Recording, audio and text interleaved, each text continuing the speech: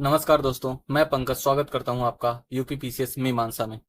तो दोस्तों, वीडियो में आगे बढ़ने से पहले मैं आपको बता दूं कि हमने एक पीवाईक्यू एंड इट्स बियॉन्ड नामक जो इनिशिएटिव है वह स्टार्ट किया है, जिसके अंतर्गत यूपी पीसीएस में जो क्वेश्चन पूछे जाते हैं, यानी कि यूपी पीसीएस का जो प्रीलिम्स का एग्जाम है ना, वहां पर जो क्वेश्चन पूछे जाते हैं, जो बार बार रिपीट होते हैं टॉपिक, उन्हीं को बेस बनाकर हम ये लेक्चर बना रहे हैं। दोस्तों, आज हम इंडियन ज्योग्राफी का एपिसोड 1 स्टार्ट कर रहे हैं। ठीक है, आगे बढ़ने से पहले मैं आपको एक जानकारी और दे दूं कि इस वीडियो में हम इंडियन ज्योग्राफी को करेंगे, लेकिन इस वीडियो के अलावा एशियन हिस्ट्री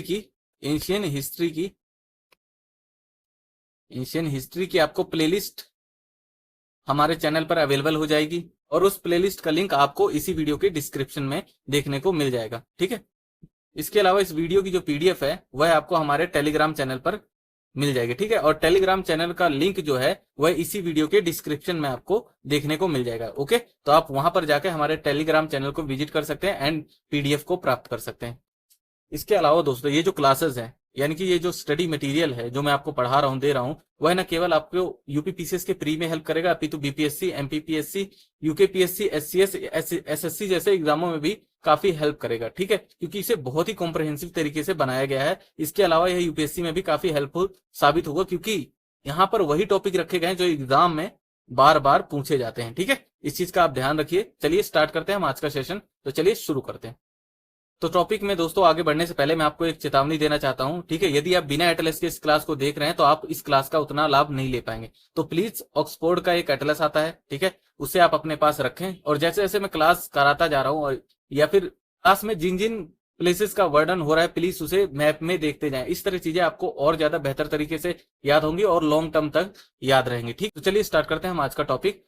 तो हमारा जो पहला टॉपिक है वह है भारत के पड़ोसी देश और सीमाएं। ठीक है, पीटी में यहाँ से बहुत ज्यादा क्वेश्चन बनते हैं, तो इसीलिए हमने ये टॉपिक को लिया है। आपको टॉपिक में बढ़ने से पहले मैं आपको पीवाईक्यू भी दिखा दूं साथ के साथ, ताकि आपको हमारे इस कंटेंट पे भरोसा हो सके कि हम कुछ भी अननेसेसरी नहीं करा रहे हैं। ठीक है, वही चीजें करा रहे हैं जो एग्जाम में पूछा जा रहा है, ठीक है, या जो एग्जाम ओरिएंटेड है। ठीक है, पीवाईक्यू की बात की जाए तो यहाँ से कौन कौन से क्वेश्चन बने हुए हैं पीवाईक्यू में, तो आप देख सकते हैं कि यूपीएससी में भी यहाँ से क्वेश्चन बना है और यूपी पीसीएस में भी क्वेश्चन बना है कि भारत की जो है सबसे जो लंबी अंतरराष्ट्रीय सीमा है वह भारत किस देश से साझा करता है। तो राइट आंसर होगा बांग्लादेश। और कितने किलोमीटर साझा कर रहा है, तो 4096.07 किलोमीटर। ठीक है, यहां से क्वेश्चन बना हुआ है। दूसरा, बीपीएससी में भी आपको क्वेश्चन देखने को मिल जाएगा कि 3 तरफ से बांग्लादेश से घिरा हुआ राज्य कौन सा है भारत का। ठीक है, तो राइट आंसर त्रिपुरा हो जाएगा। एमपीपीएससी में भी यहां से क्वेश्चन बने हुए हैं, और क्वेश्चन क्या है वो देख लेते हैं कि नेपाल, भूटान और चीन को स्पर्श करने वाला जो राज्य है वह कौन सा है, तो सिक्किम आपको देखने को मिल जाएगा। सिक्किम भारत का एक ऐसा राज्य है जो नेपाल, भूटान और चीन को स्पर्श करता है। इसके अलावा यूपीपीएससी में भी एक क्वेश्चन और पूछा गया है कि डूरंड रेखा जो है वो किन देशों के मध्य है, तो इसका राइट आंसर हो जाएगा भारत और अफगानिस्तान के मध्य डूरंड रेखा हमें देखने को मिल जाती है। इसके अलावा एक इन्फॉर्मेशन और दे दूं, यदि आपसे पूछ ले भारत और पाकिस्तान के मध्य कौन सी रेखा आपको देखने को मिल जाएगी, तो रेड क्लिफ रेखा आपको देखने को मिलेगी। वहीं भारत और चीन से पूछ ले कि भारत और चीन के मध्य कौन सी रेखा है, तो आपको यहां मैकमोहन रेखा देखने को मिल जाएगी। ठीक है, मैकमोहन रेखा देखने को मिल जाएगी। तो ये रेखाएं आपको याद रखनी, क्योंकि एग्जाम में यहां से क्वेश्चन बनते हैं। ओके, तो चलिए स्टार्ट करते हैं। हमारा जो पहला टॉपिक है कि भारत के पड़ोसी देश और उसकी सीमाएं। तो चलिए बात करते हैं बांग्लादेश की। तो बांग्लादेश से दोस्तों भारत अपनी सबसे लंबी सीमा साझा करता है। ठीक है, यदि आपसे क्वेश्चन पूछ लिया जाए कि जो भारत है वह अपनी सबसे लंबी सीमा किस पड़ोसी देश के साथ साझा करता है, तो उसका राइट आंसर बांग्लादेश होगा। और कितने किलोमीटर यह साझा करता है, तो 4096.07, यानी कि 4096.07 किलोमीटर बांग्लादेश के साथ सीमा साझा करता है। यह आपको याद रखना। और स्टेट भी कई बार एग्जाम में पूछ लेता है। एग्जामिनर क्या करता है, कई बार आपको एक पड़ोसी राज्य दे देगा, उसके बाद पूछेगा कि उस भारत के उस पड़ोसी देश से, यानी कि जो पड़ोसी देश है, जो भारत के कौन कौन से राज्य उस पड़ोसी देश से सीमा साझा करते हैं। ठीक है, सीमा साझा करते हैं। इस प्रकार के क्वेश्चन एग्जाम में आपको देखने को मिलेंगे। तो यदि हम बांग्लादेश की बात करें तो बांग्लादेश से जो भारत के राज्य सीमा साझा करते हैं वह है पश्चिम बंगाल, असम, मेघालय, त्रिपुरा, मिजोरम, यानी कि 5 जो भारत के जो राज्य हैं, ठीक है, वह बांग्लादेश के साथ अपनी सीमा साझा करते हैं। एक बार फिर मैं आपको बता दूं, पश्चिम बंगाल, असम, मेघालय, त्रिपुरा, मिजोरम बांग्लादेश के साथ सीमा साझा करते हैं। प्लीज ये फैक्ट याद रखना, एग्जाम में पूछा जाता है।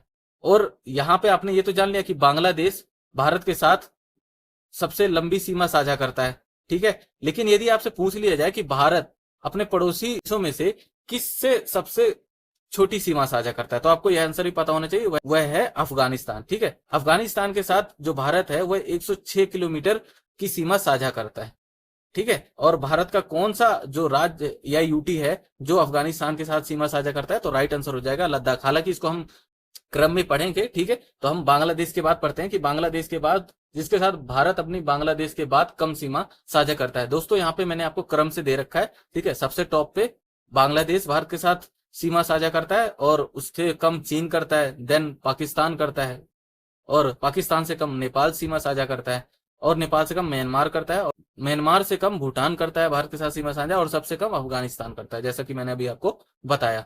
तो बांग्लादेश के बाद अब चीन का नंबर आता है। तो चीन से हम बात करें तो चीन कितने किलोमीटर सीमा साझा करता है भारत के साथ, तो लगभग 3488 किलोमीटर यह भारत के साथ सीमा साझा करता है। और स्टेट की बात की जाए कि भारत के कौन कौन से स्टेट चीन से अपनी सीमा साझा करते हैं, तो लद्दाख आपको देखने को मिलेगा, हिमाचल प्रदेश देखने को मिल जाएगा, सिक्किम देखने को मिल जाएगा, उत्तराखंड देखने को मिल जाएगा, और अरुणाचल प्रदेश आपको यहाँ पर देखने को मिल जाएगा, ठीक है। इस प्रकार चीन के साथ जो भारत के जो स्टेट है वो सीमा साझा करते हैं, वो कितने हैं, तो टोटली दोस्तों 4 स्टेट है, ठीक है। भारत के 4 स्टेट है, जिनमें आपको हिमाचल प्रदेश, सिक्किम, उत्तराखंड और अरुणाचल प्रदेश देखने को मिल जाएगा, और एक यूटी है जिसका नाम है लद्दाख, ठीक है। यह आपको याद रखना है। चीन के बाद पाकिस्तान का स्थान आता है। पाकिस्तान के साथ भारत अपनी कौन सी सीमा साझा करता है, तो रेड क्लिफ याद रखना है, इंपॉर्टेंट है। और सीमा की बात की जाए तो सीमा कितने किलोमीटर साझा करता है, भारत पाकिस्तान के मध्य कितने किलोमीटर की सीमा साझा होती है, तो 3323 किलोमीटर की सीमा साझा होती है, ठीक है। और बात करें पाकिस्तान भारत के किन किन स्टेट्स को टच करता है या यूटीज को टच करता है, तो पाकिस्तान दोस्तों भारत के 3 राज्य प्लस 2 यूटी को टच करता है। राज्यों की यदि हम बात कर लें तो पंजाब, राजस्थान और गुजरात आपको देखने को मिल जाएगा। वहीं यूटीज की बात कर लें तो आपको लद्दाख और जम्मू कश्मीर देखने को मिल जाएगा। अब बात करें नेपाल की, तो नेपाल भारत से लगभग 1751 किलोमीटर की सीमा साझा करता है। और नेपाल की जो सीमा है ना दोस्तों, वह भारत के किन किन स्टेट से लगती है, यह आपको याद रखना है, क्योंकि यूपीपीसीएस का एग्जाम है, ठीक है। यूपीपीसीएस में यहां से क्वेश्चन बनता ही बनता है, क्योंकि नेपाल अपनी एक बड़ी सीमा उत्तर प्रदेश के साथ भी साझा करता है, तो आपको ये पता होना चाहिए, ठीक है। नेपाल की बात करें तो वह भारत के उत्तर प्रदेश, उत्तराखंड, बिहार, वेस्ट बंगाल और सिक्किम से अपनी सीमा साझा करता है। यानी कि टोटली जो 5 स्टेट है, ठीक है, 5 स्टेटों के साथ नेपाल अपनी सीमा भारत के साथ साझा करता है। म्यांमार की बात की जाए तो म्यांमार लगभग 1643 किलोमीटर की सीमा भारत के साथ साझा करता है। और म्यांमार से भारत के कौन कौन से बॉर्डर स्टेट लगते हैं, तो आपको अरुणाचल प्रदेश देखने को मिल जाएगा, नागालैंड देखने को मिल जाएगा, मणिपुर और मिजोरम, ठीक है। नॉर्थ ईस्ट का मैप आप देखें, उसमें आपको म्यांमार के साथ सीमा साझा करते हुए आपको 4 स्टेट दिखेंगे, ठीक है। 4 स्टेट आपको देखने को मिल जाएंगे। 4 स्टेट में अरुणाचल प्रदेश, नागालैंड, मणिपुर और मिजोरम आपको देखने को मिल जाएंगे, यह आपको याद रखना है। म्यांमार के बाद जो कम सीमा साझा करता है भारत के साथ, उस देश का नाम है भूटान, यह भी आपको पता होना चाहिए। हालांकि भूटान भारत के साथ कितने किलोमीटर की सीमा साझा करता है, तो लगभग 699 किलोमीटर की भूटान भारत के साथ अपनी सीमा को साझा करता है, याद रखिएगा दोस्तों। और बात करके भूटान भारत के किन किन स्टेट से अपनी बॉर्डर को टच करता है, तो भूटान जो है 4 राज्यों के साथ अपनी सीमा को टच करता है भारत के। वो राज्य कौन कौन से हैं, तो सिक्किम आपको देखने को मिलेगा, वेस्ट बंगाल देखने को मिलेगा, और असम, अरुणाचल प्रदेश आपको देखने को मिल जाएंगे। अब अफगानिस्तान जो है, अफगानिस्तान भारत के साथ सबसे छोटी सीमा साझा करता है, ठीक है। सबसे छोटी सीमा अफगानिस्तान करता है, और सबसे बड़ी जो सीमा जो है ना वह बांग्लादेश करता है, मैंने आपको बता दिया। अफगानिस्तान लगभग 106 किलोमीटर भारत के साथ सीमा साझा करता है, और अफगानिस्तान के साथ जो भारत का पार्ट टच होता है वह है लद्दाख, जो कि एक यूटी, ठीक है। यहां पर ये हमारा टॉपिक कंप्लीट होता है। अब आपको एक क्रम याद होना चाहिए। कई बार एग्जाम में पूछ लिया जाता है कि आपको आरोही या अवरोही क्रम में दे दिया जाता है, यानी कि असेंडिंग, ठीक है, और डिसेंडिंग, दोनों क्रम में सजाने के लिए एग्जामिनर क्वेश्चन दे सकता है एग्जाम में। हो सकता है आपसे असेंडिंग ऑर्डर पूछ लिया जाए, या फिर डिसेंडिंग ऑर्डर पूछ लिया जाए, या फिर ये दोनों ना पूछकर आपसे यही पूछ लिया जाए कि मान लो आपके सामने नेपाल का ऑप्शन दे दिया जाए और पूछ लिया जाए कि नेपाल भारत के साथ किन किन स्टेट के साथ अपनी सीमा को साझा करता है, ठीक है। इस प्रकार के क्वेश्चन आपको एग्जाम में देखने को मिल जाएंगे। अब रिवीजन करने के लिए मैं यहाँ पे आपके लिए एक ट्रिक लेके आया हूँ ताकि आपको एक क्रम याद हो जाए अच्छे से। तो वो ट्रिक क्या है कि बचपन में एमबीए, ठीक है, ये निमोनिक्स आपको याद रखना है कि बचपन में एमबीए। तो बी से क्या तात्पर्य है, बांग्लादेश, चा से तात्पर्य है चीन, पा से तात्पर्य है पाकिस्तान और एन से तात्पर्य है नेपाल। और एमबीए से क्या तात्पर्य है, एमबीए से म्यांमार आपको देखने को मिल जाएगा, बी से भूटान देखने को मिल जाएगा और ए से अफगानिस्तान। तो ये आपको याद रखना है जो निमोनिक्स है बचपन में एमबीए, ठीक है। और एक क्रम में ही दे रखा है, टॉप टू डाउन जो क्रम है भारत के साथ सीमा साझा करने का देशों का, तो उसी क्रम में आपको ये निमोनिक्स बना के दिया गया। आप चाहें तो इसे याद कर सकते हैं, ठीक है, बचपन में एमबीए। तो आपके सामने मैं एक क्वेश्चन लेके आया हूं जो कि हो सकता है कि एग्जाम में आपके पूछ लिया जाए। तो क्वेश्चन क्या है देख लेते हैं कि म्यांमार को स्पर्श करने वाले राज्यों का उत्तर से दक्षिण क्रम में आपको अरेंज करना है। तो ठीक है, इस क्वेश्चन का दोस्तों आप आंसर कमेंट में जरूर करिएगा। ये मैंने क्वेश्चन आपके लिए छोड़ दिया है, हालांकि मैंने ये करा दिया है आपको, लेकिन मैंने आपको यह बताया है कि म्यांमार के साथ भारत के कौन से राज्य जो है वह सीमा साझा करते हैं, लेकिन आपको यहाँ पे उन्हें नॉर्थ से साउथ में अरेंज करना है। तो प्लीज कमेंट में अपना आंसर जरूर दें। ओके, बढ़ते हैं नेक्स्ट टॉपिक की ओर। तो फ्रेंड्स अब बात करते हैं महत्वपूर्ण चैनल एवं जलडबरू मध्य की, जिसे इंग्लिश में स्ट्रेट भी कहते हैं, ठीक है, उनकी बात कर लेते हैं। अब फर्स्ट ऑफ ऑल हम बे ऑफ बंगाल जो कि भारत के ईस्ट में आपको देखने को मिल जाएगा, और अरेबियन सी जो भारत के वेस्ट में और साउथ में थोड़ा बहुत देखने को मिल जाएगा। ये मान लीजिए भारत का जो है साउथ वाला पार्ट है, ठीक है, और ये जो एरिया है इसे बे ऑफ बंगाल कहते हैं, ठीक है, बे ऑफ बंगाल, ये जो सागर है बे ऑफ बंगाल को रहता है, और ये जो सागर है जो सारा है ये कहलाता है क्या, अरेबियन सी, अरेबियन सी, ठीक है। ये आपको पता होना चाहिए कि बे ऑफ बंगाल किसे कहते हैं और अरेबियन सी किसे कहते हैं। तो अब सबसे पहले हम बे ऑफ बंगाल की बात कर लेते हैं, ठीक है, जो भारत के ईस्ट में पड़ता है। वहां पे आपको कौन कौन से चैनल देखने को मिल जाएंगे या फिर कौन कौन से पासेस देखने को मिल जाएंगे। मैं फिर कह रहा हूं आपको एक बार जोर देके, प्लीज ऑक्सफोर्ड एटलस अपने पास रखिए। जब मैं आपको ये टॉपिक करा रहा हूं तो प्लीज अंडमान और निकोबार वाला जो टॉपिक है प्लीज उसे खोलें ताकि आपको वहां लाइव देख सके कि 10 डिग्री चैनल कहां पर है, ठीक है। जितना आप विजुअली उसे देखेंगे उतना आपको और बेहतर तरीके से याद होगा, ठीक है। तो हम सबसे पहले बात करते हैं कि 10 डिग्री चैनल की। तो 10 डिग्री चैनल की हम बात करें तो यह आपको अंडमान और निकोबार के मध्य देखने को मिल जाएगा। यानी कि दोस्तों जो अंडमान और निकोबार है ना, उसे दो भागों में बांटने का कार्य कौन करता है, तो वो 10 डिग्री चैनल करता है। अब बात करें कि अंडमान में भी कौन सा अंडमान, यानी कि अंडमान भी कई पार्टों में डिवाइड है और निकोबार भी कई पार्ट में डिवाइड है। तो अंडमान का कौन सा पार्ट और निकोबार का कौन सा पार्ट एक दूसरे को अलग करता है, यह भी आपको पता होना चाहिए, क्योंकि कई बार डीप में क्वेश्चन पूछ लिए जाते हैं। तो अंडमान की यदि हम बात करें तो अंडमान का जो लघु अंडमान है ना, और निकोबार का कार निकोबार है, ठीक है, इन दोनों के मध्य आपको 10 डिग्री चैनल देखने को मिल जाएगा, ठीक है। मोटा मोटा यदि आपको याद रखना है तो यह अंडमान और निकोबार को डिवाइड करने का काम तो करता है 10 डिग्री चैनल, लेकिन मेनली अगर डीपली पूछ लिया जाए तो यह अंडमान में से भी लघु अंडमान और निकोबार में से कार निकोबार को अलग करने का कार्य करता है, ठीक है। अब बात करें हमारे नेक्स्ट चैनल की, तो वह है दक्कन पास। अब दक्कन पास कहाँ अवस्थित है, तो दक्कन पास जो साउथ अंडमान है यानी कि दक्षिणी अंडमान है और लघु अंडमान है, उसके मध्य आपको देखने को मिल जाएगा। तो आपको दक्कन पास कहाँ देखने को मिलेगा, तो साउथ अंडमान, दक्षिणी अंडमान और लघु अंडमान के मध्य आपको दक्कन पास देखने को मिल जाएगा। अब बात करें कोको स्ट्रेट की। कोको स्टेट यानी कि कोको जलडबरू मध्य कहां आपको देखने को मिलेगा, तो म्यांमार का एक कोको द्वीप है, म्यांमार का एक कोको आइलैंड है, और जो उत्तरी अंडमान उसके मध्य आपको कोको स्ट्रेट देखने को मिल जाएगा, ठीक है। ग्रेट चैनल की यदि हम बात करें तो ग्रेट चैनल दोस्तों सुमात्रा और ग्रेट निकोबार के मध्य है, ठीक है। सुमात्रा किसका पार्ट है, तो इंडोनेशिया का पार्ट है, यह आपको पता होना चाहिए। और जो ग्रेट चैनल है वह ग्रेट निकोबार और सुमात्रा के मध्य अवस्थित है, यह भी आपको पता होना चाहिए बे ऑफ बंगाल से रिलेटेड फैक्ट के बारे में, ठीक है। तो यहाँ पे हमने 4 इंपॉर्टेंट फैक्ट कर लिए हैं। अब अरेबियन सी की हम बात करते हैं, ठीक है। अरेबियन सी में कौन कौन से ऐसे महत्वपूर्ण चैनल हैं जो आपके एग्जाम में पूछे जा सकते हैं। तो पहला जो चैनल है दोस्तों वह है 8 डिग्री चैनल, 8 डिग्री चैनल।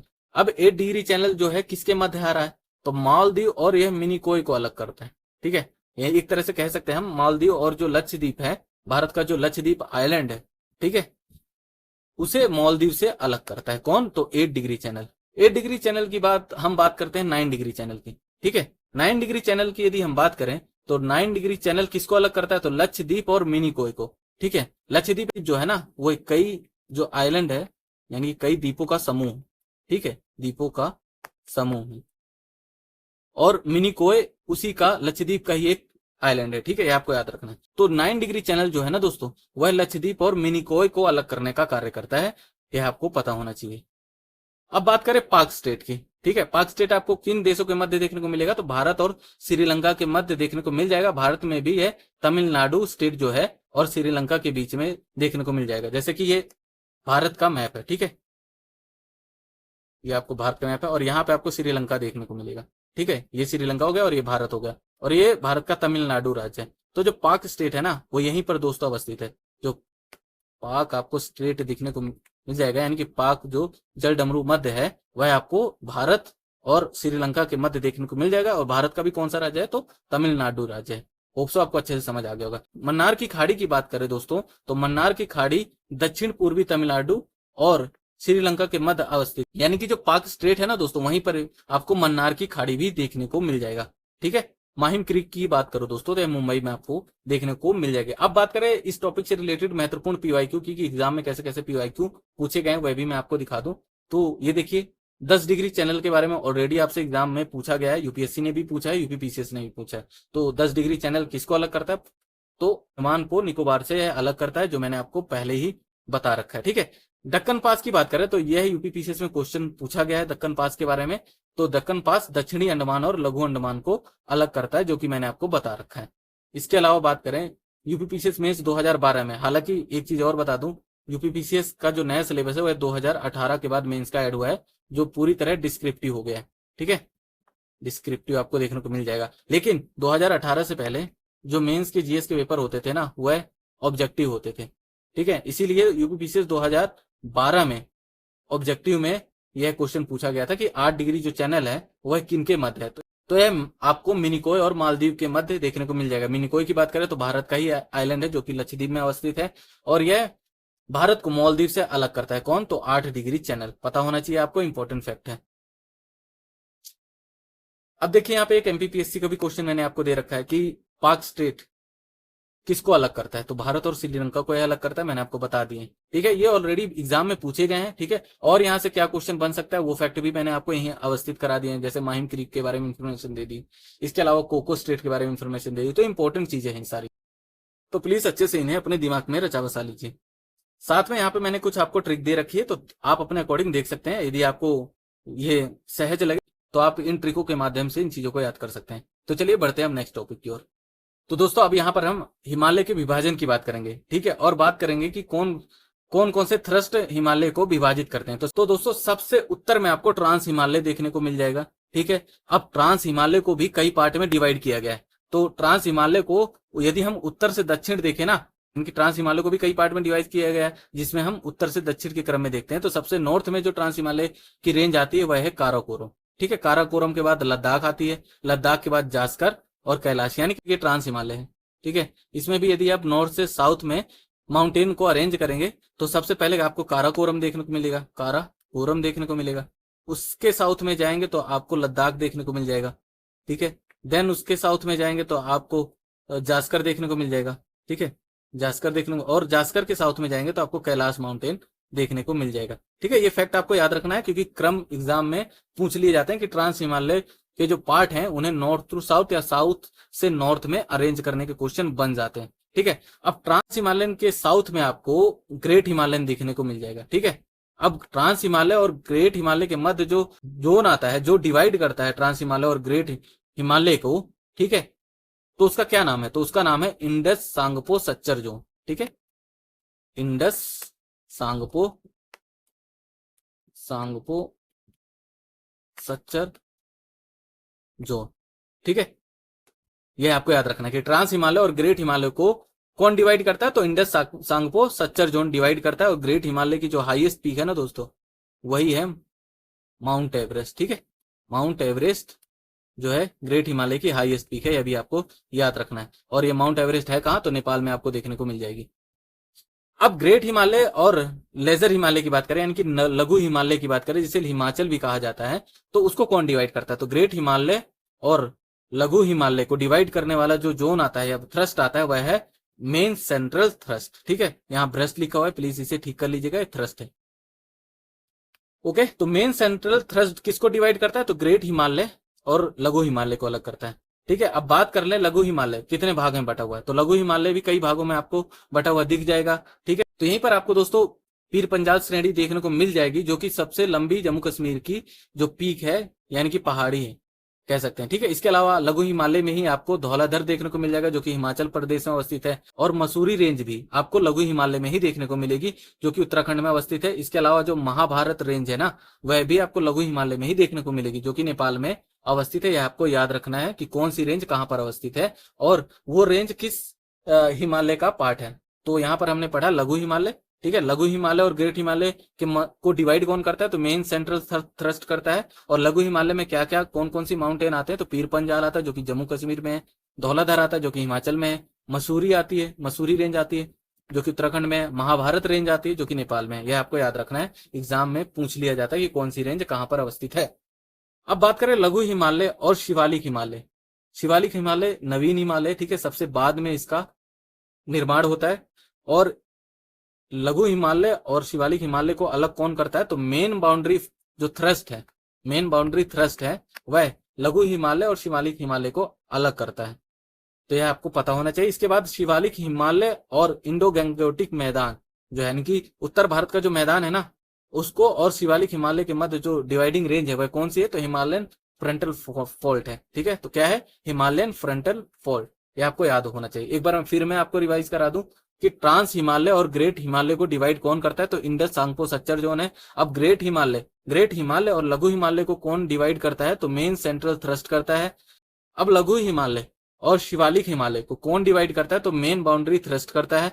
और शिवालिक हिमालय जो है और उसको उत्तर भारत के मैदान यानी कि इंडो गंगेटिक मैदान से कौन अलग करता है, तो हिमालयन फ्रंटल फॉल्ट अलग करता है। ठीक है, यह क्रम आपको पता होना चाहिए नॉर्थ से लेके साउथ तक। ठीक है, एग्जाम में कई बार क्वेश्चन बन चुके हैं यहां से, और पीवाईक्यू यहीं पे मैं आपके सामने लेकर आया हूं ताकि आपको मैं दिखा दूं कि एग्जाम में क्वेश्चन बनते कैसे हैं। ठीक है, क्योंकि मैं कुछ भी हवा में बात नहीं कर रहा हूं, मैंने क्वेश्चनों को अच्छे से एनालाइज किया है, उसके बाद ही कंटेंट बनाता हूं।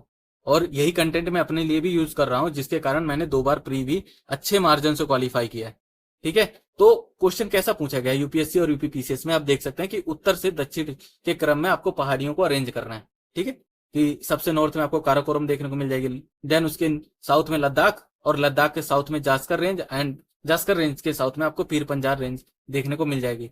और यदि आपको यह लर्न नहीं होता तो मैं आपके लिए एक ट्रिक भी लेके आया हूं ताकि आपको यह याद रहे। तो आप कालजा पी के नाम से इस ट्रिक को याद कर सकते हैं। तो कालजा से आपको काराकोरम देखने को मिल जाएगा, ला से आपको लद्दाख देखने को मिल जाएगा, जा से आपको जास्कर देखने को मिल जाएगा, और पी से आपको पीर पंजाल देखने को मिल जाएगा। और ये नॉर्थ टू साउथ के क्रम में ही आपको दे रखी है, कालजा पी, प्लीज याद रखिएगा।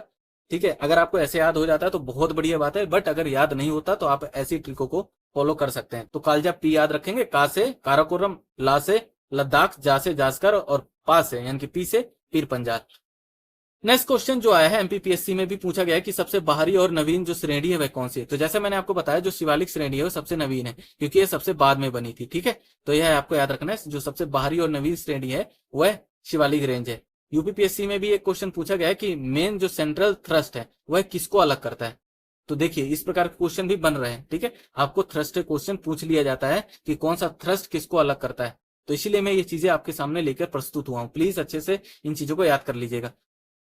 तो जो मेन सेंट्रल थ्रस्ट है वह किसे अलग करता है, तो मेन सेंट्रल थ्रस्ट दोस्तों आपका ग्रेट हिमालय और लघु हिमालय यानी कि लेजर हिमालय को अलग करता है। तो दोस्तों यहाँ पर हमारा ये टॉपिक कंप्लीट होता है, बढ़ते हैं नेक्स्ट टॉपिक की ओर।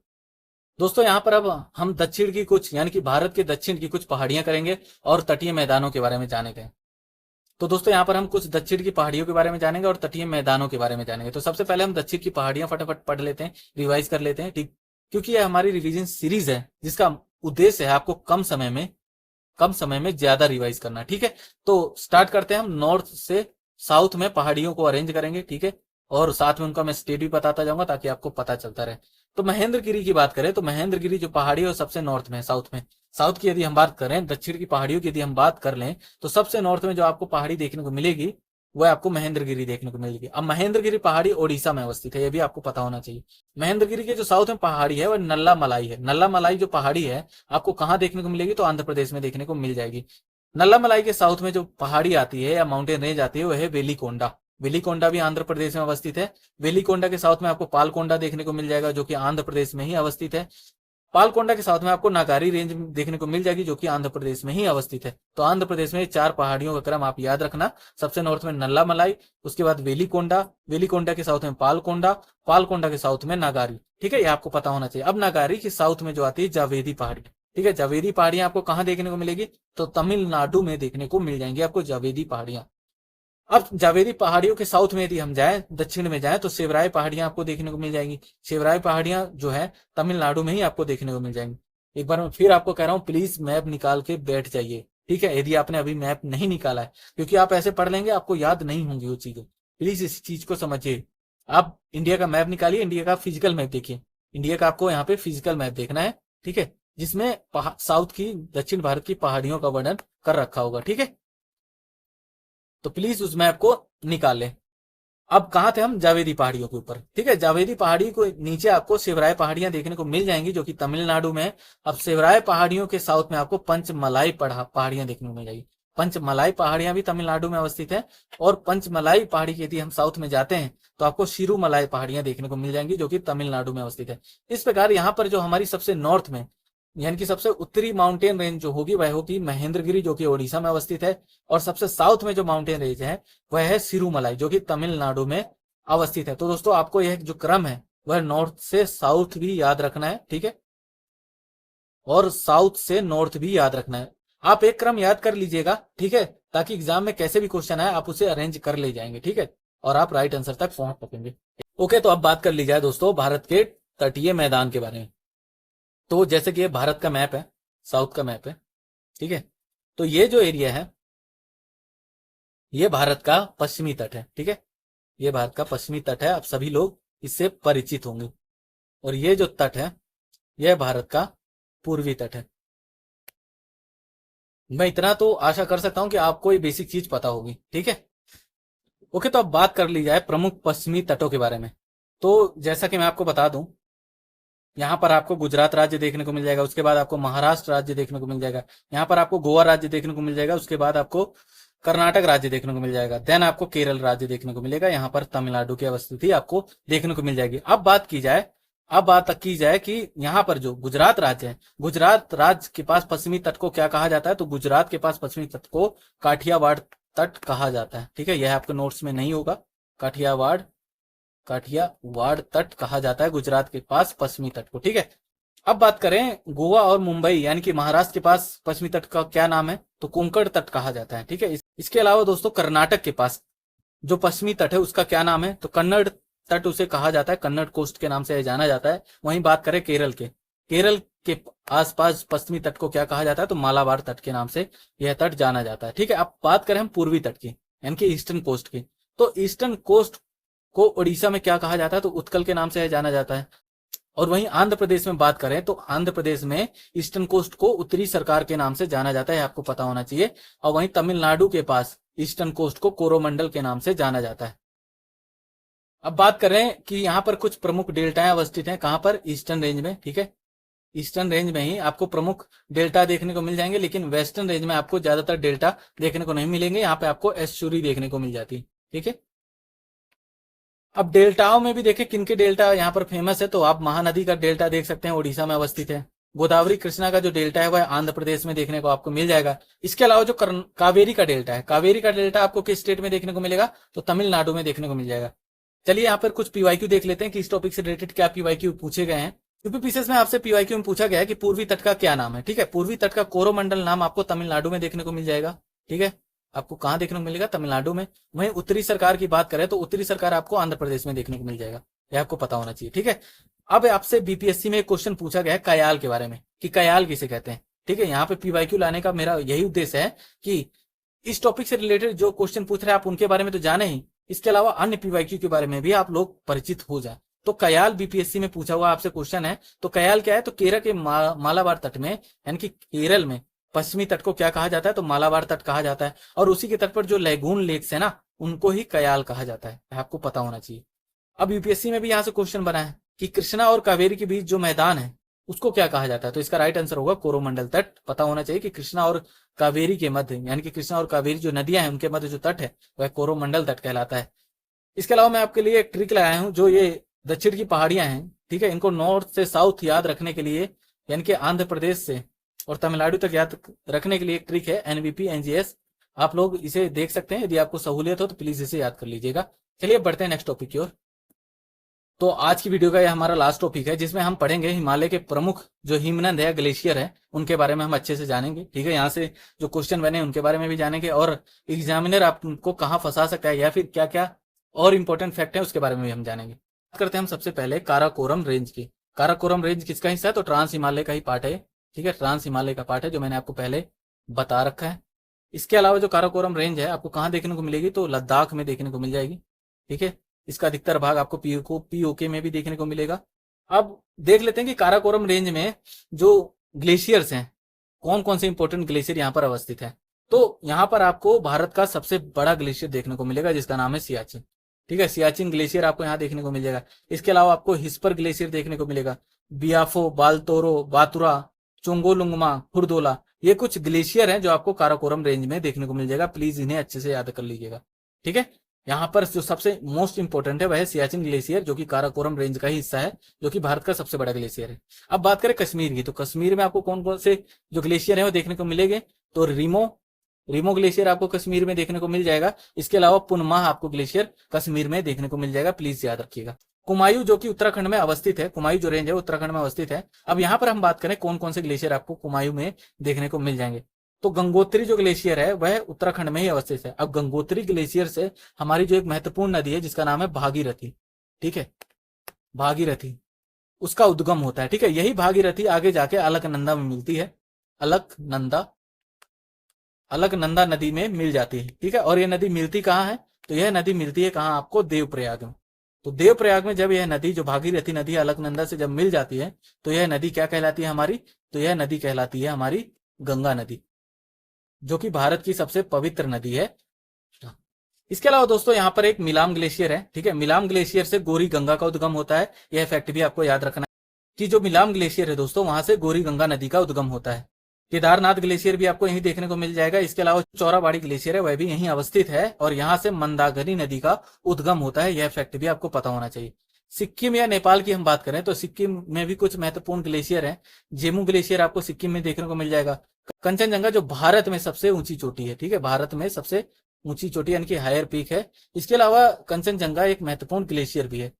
ओके, अब इस टॉपिक से रिलेटेड महत्वपूर्ण पीवाईक्यूज को हम देख लें कि क्या क्या पीवाईक्यू यहाँ से पूछे गए हैं। तो यूपीएससी में क्वेश्चन पूछा गया है कि सियाचिन ग्लेशियर की जो लोकेशन है वह कहाँ पर अवस्थित है। ठीक है, आपको 4 ऑप्शन दिए गए थे, जिसमें से जो राइट आंसर था वह था नुब्रा जो घाटी है, नुब्रा वैली है, उसके नॉर्थ में आपको सियाचिन ग्लेशियर आपको देखने को मिल जाएगा। कहाँ? तो नुब्रा वैली के नॉर्थ में। एमपीपीएससी में क्वेश्चन पूछा गया है कि भारत का सबसे बड़ा ग्लेशियर कौन सा है, तो मैंने आपको यह बता ही दिया है कि भारत में जो सबसे बड़ा ग्लेशियर है, जो भारत का सबसे बड़ा ग्लेशियर है वह है सियाचिन ग्लेशियर। याद रखिएगा दोस्तों ये फैक्ट, क्योंकि एग्जाम में दोबारा पूछे जा सकते हैं।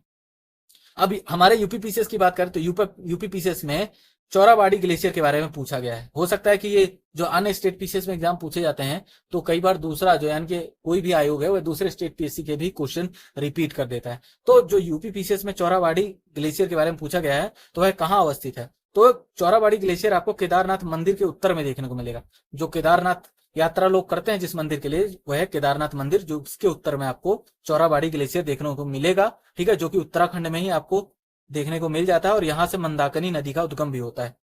एक क्वेश्चन और यूपीपीसीएस में पूछा गया है यहीं से मिलाम ग्लेशियर के बारे में, जहां से गोरी गंगा का उद्गम होता है। जो कि गोरी गंगा किसकी सहायक नदी है? तो शारदा नदी की सहायक नदी है। कौन? गोरी गंगा। ठीक है, यह आपको पता होना चाहिए कि शारदा की सहायक नदी गोरी गंगा है, जिसका उद्गम कहां से होता है? तो मिलाम ग्लेशियर से होता है। मिलाम ग्लेशियर आपको कहां देखने को मिलेगा? तो उत्तराखंड में आपको देखने को मिल जाएगा। तो दोस्तों यहाँ पर आज का सेशन समाप्त होता है। ठीक है, मैं आशा करता हूँ यदि आपको वीडियो अच्छी लगी तो प्लीज वीडियो को लाइक और चैनल को सब्सक्राइब जरूर करें। और हाँ, जो भी आपके मित्र सहपाठी जो कि सीरियस होकर यूपीपीसीएस की तैयारी कर रहे हैं, प्लीज उन्हें वीडियो जरूर शेयर करें ताकि उनकी भी तैयारी में हेल्प हो सके। इसके अलावा दोस्तों आपको इस वीडियो का पीडीएफ आपको हमारे टेलीग्राम लिंक पे मिल जाएगा, जैसा कि मैंने आपको पहले भी बताया, और टेलीग्राम का लिंक इसी वीडियो के डिस्क्रिप्शन में मैं आपको दे दूंगा। चलिए दोस्तों, मिलते हैं ज्योग्राफी के नेक्स्ट एपिसोड में। तब तक आप पढ़ते रहे, अपना ध्यान रखें, सुरक्षित रहें। जय हिंद।